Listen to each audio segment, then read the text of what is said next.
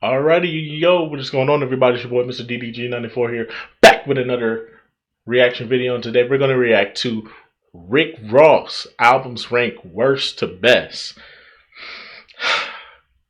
I don't even think we got to even go over this one. It's Teflon Don. Let's be real. Teflon Don, too many bangers, too many.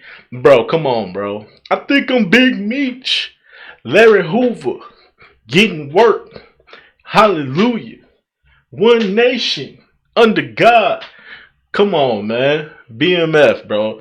That song right there alone, bro. That's the song that really made everybody know who Big Meech is, bro.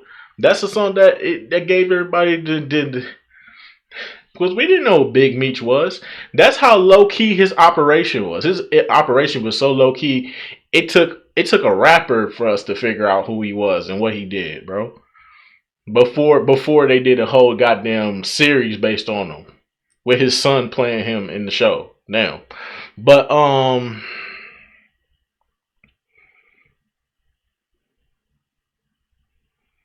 want to, yeah, Teflon Don, BMF, MC Hammer, bro, MC Hammer, bro. That song goes so fucking hard, bro. That was an anthem for a minute. That was a hood anthem for a minute, bro. MC Hammer was a hood anthem for a minute, bro. I ain't gonna lie to you. That's damn, bro. Yeah, but Teflon Don should be number one on here. I don't think no album comes close to it. Probably the next album he put out after Teflon Don, that would be a close second.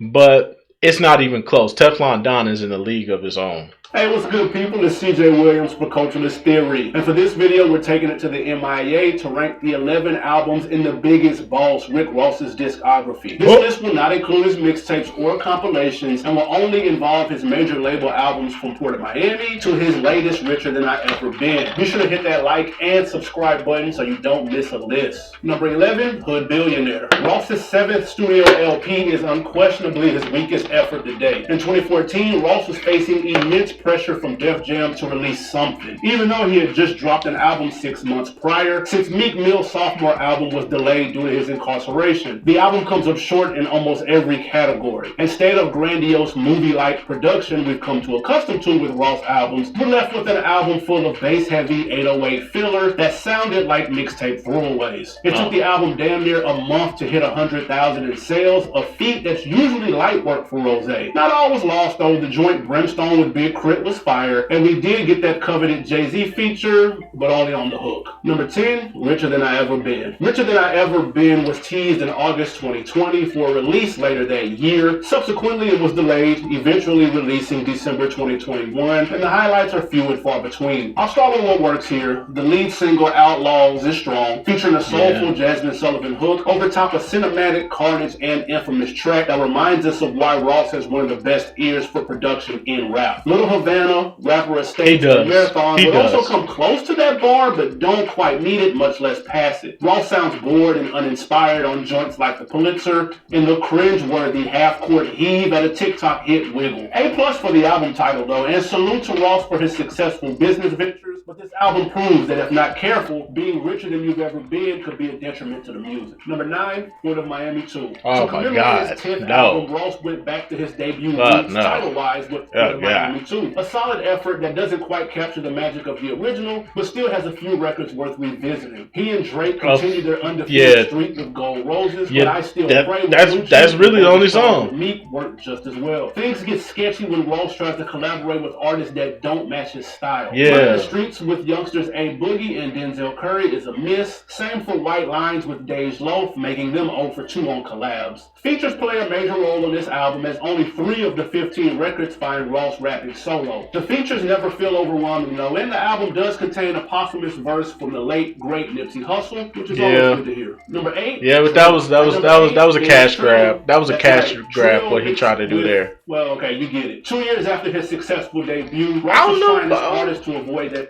I don't know about this one. I feel like this album. I feel like this album should be in his top 3 or at least in his top 5 at best. This should be in his top 3 or his top 5 at best. This wasn't a bad album. This album has some bangers on it, bro. This has some bangers on it, bro. His second album, he has some bangers on That it. dreaded sophomore slump. And he did just that, kinda. Things started off rocky when the lead single, Speeding, featuring R. Kelly, went nowhere fast on the charts and radio. Luckily, he stopped trying so hard and went with The Layup, a T-Pain assisted smash called Boss that not only blew up Billboard and lived on radio, but gave him a new nickname in the process. The Biggest Boss had a few firsts on this album here too. Trilla birthed the Maybach Music series and featured his first collaboration with the production group Justice League. A band that will produce several bangers in the future. Number 7, Deeper Than Rap. 2009 was a rough year for the Boss. Accusations were flying that Ross used to be a correctional officer. Used to be he was shit. rocking a badge before he rocked the stage. Dodging an onslaught from 50 Cent, Ross's death certificate was all but signed. That is until Deeper Than Rap dropped. The first album under his new Maybach Music Group imprint was a career-saving project. Deeper Than Rap found Ross rhyming with purpose, more focused than ever and sporting a new, more precise flow. He even touched on the CEO rumors on Valley of Death, arguably the best song on the album. Despite one too many R&B features, I mean, do we really need Dream, Avery Storm, Robin Thicke, Neo, and John Legend on the same album? That aside, with Deeper Than Rap, Ross avoided becoming the next Ja Rule and lived to see another day. Number 6, Black Market. Black Market saw Rose going back to his mixtape leading up to an album formula that he had perfected earlier in his career. The Black Dollar mixtape dropped September of 2015, which was followed by the album Black Market 2 months later. Ross needed a bounce-back album coming off the Rush to a Billionaire a year prior, and again, he delivered. Not as feature-heavy as some of his other efforts. Actually, there isn't one MMG artist on the album, a rarity for a Ross project. Luckily, the features he did have were stellar. Nas, Mary J., Chris Brown, and John Legend all brought their A-game, but it was the CeeLo-assisted Smile Mama Smile that is hands down the best track. The Goody Mob member laces Rose for the second time with the classic record, paying homage to Mama Ross. Other solid records include Silk Road, Ghost Rider, and Foreclosures. Black Market didn't have the usual cinematic production that many of his other projects have, but it likely will go down as the most underrated Ross LP. Yeah, it's Number underrated. 5, Rather You Than Me. No longer on Def Jam, his 9th album was his first project off a new deal with Epic Records. A solid album with plenty of highlights to spare. Led by the lead single, I Think She Liked Me, featuring 2 cheat codes. Not only is Ty Dolla $ign a layup for the hook, but the stylistic sample was child's play for Ross to glide over. Although feature-heavy solo joints like Scientology, Santorini Grease, and Game Ain't Based on Sympathy all go crazy. But the standout record was Idols Become Rivals, a semi-diss to Cash Money co-founder Birdman. I say semi because Ross sounded more disappointed than pissed off. This was around the time the Lil Wayne Birdman breakup had gone public, and Ross expressed his dissatisfaction with how Baby was handling it. Ross isn't known for his diss records, but when he goes in that bag, he goes in. It's really an underrated facet of his song-making ability. Not everything is worth checking out on here, as Maybach Music 5 featuring Dej Loaf is the worst out of the stellar series, and the second single, Trap Trap Trap, was a forgettable one. Number 4, Port of Miami. Let's take a trip down memory lane back to 2006 when newcomer Rick Ross ran the summer with his undeniable hit Hustlin'. Powered by that and the follow-up single Push It, the album coasted to 857,000 units sold, a number Ross has yet to surpass with any other album. Originally titled Career Criminal, the album was chock full of drug lord dreams and kingpin fantasies. The man who proclaimed to know the real Noriega carried most of the project solo, with only a few features here and there. Music service Rhapsody called it one of the best cult rap albums of all time. Not bad for your first time out the gate. Number 3, Mastermind. It seems like whenever Ross's back is against the wall. Nah, bro. Nah, bro. Nah, bro. I gotta put Trilla up. I gotta put Trilla up higher than this, bro. You putting this song? I get it though. I understand why it has some bangers on that one. That one has some bangers most definitely, but I would still put Trilla a little higher than this one, bro. That's a good album to go back to and just listen to, bro. I prefer that one over this one, bro. But I can see it be a top 5 though, most definitely. This album is a top 5 though in his catalog. While he's usually prone to deliver something special. Fresh off of dodging bullets in his Maybach and a recent beef with the Gangsta Disciples over the controversial Black Bar Mitzvah mixtape cover, Ross needed a banger in the worst way, and he came through in the clutch. Mastermind had plenty of heat to go around, whether he was tag teaming the A1 production with frequent collaborators Kanye West and Lil Wayne, or flying solo on joints like Rich's Gangster or Supreme. Ross sounds comfortable the entire project. He even linked back up with former rival Young Jeezy on War Ready, the first time the two collaborated since the Hustlin' remix. One of the few knocks on the album was the swing and the miss on Nobody featuring a subpar French Montana hook. Ross gets an A for effort on remaking the big classic, but it ultimately falls way short of the original. Not even a superb Diddy rant can save it from mediocrity. Aside from that, and a few mailed-in bars, that Mastermind bangs. Anybody else thinks differently? Tell them the devil is a lie. Number 2, Teflon Don. You fucking lying. Bro, there's no album better than this one. And I know it's going to be number 1 because he didn't put that album on here yet. But this is number 1. Undeniably, Teflon Don is number 1. BMF, MC Hammer, I'm Not a Star, The Prelude to John, Super High.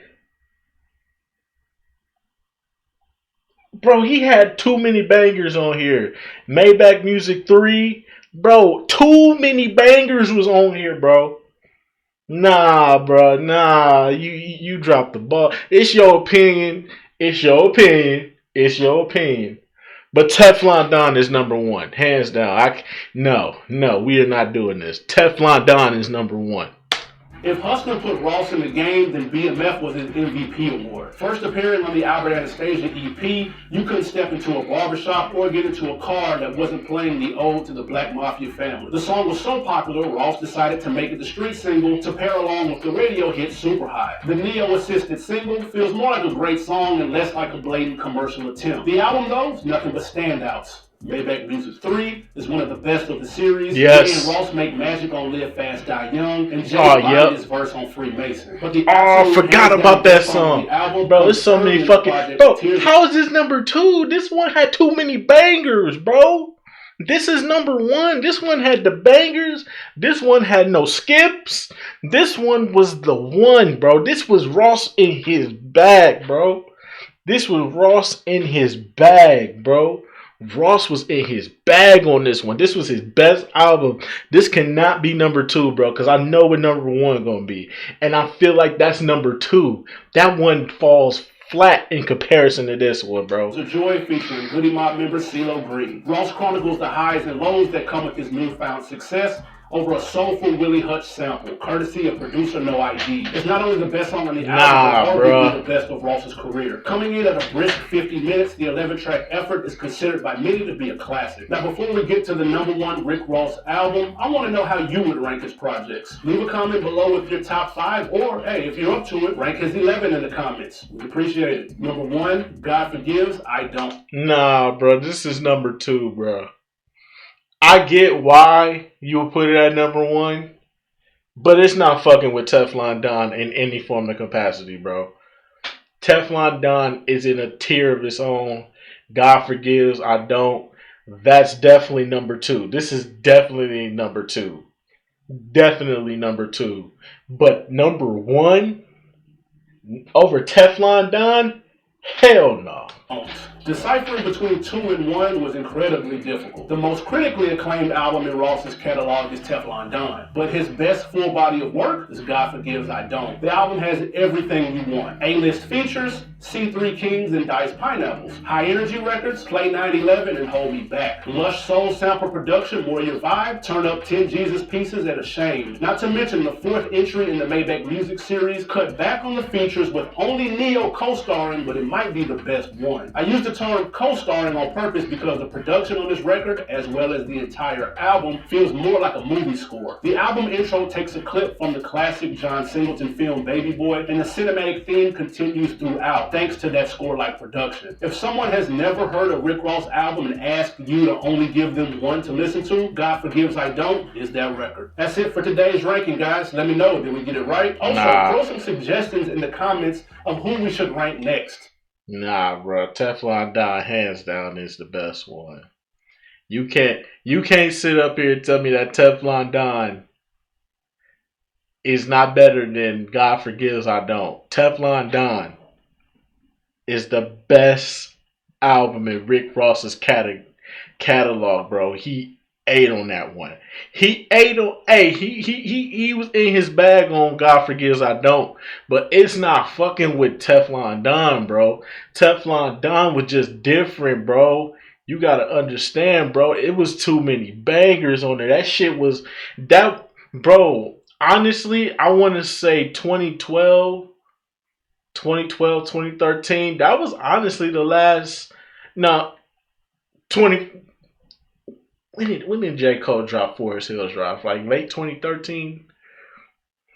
Whenever J. Cole dropped Forest Hills Drive, there hasn't been an album that has really had repeat value. Teflon Don has replay value, bro. Nah, bro. But anyways, though, let me know what y'all think down below in the comment section. I will get back to you. Till then, peace out.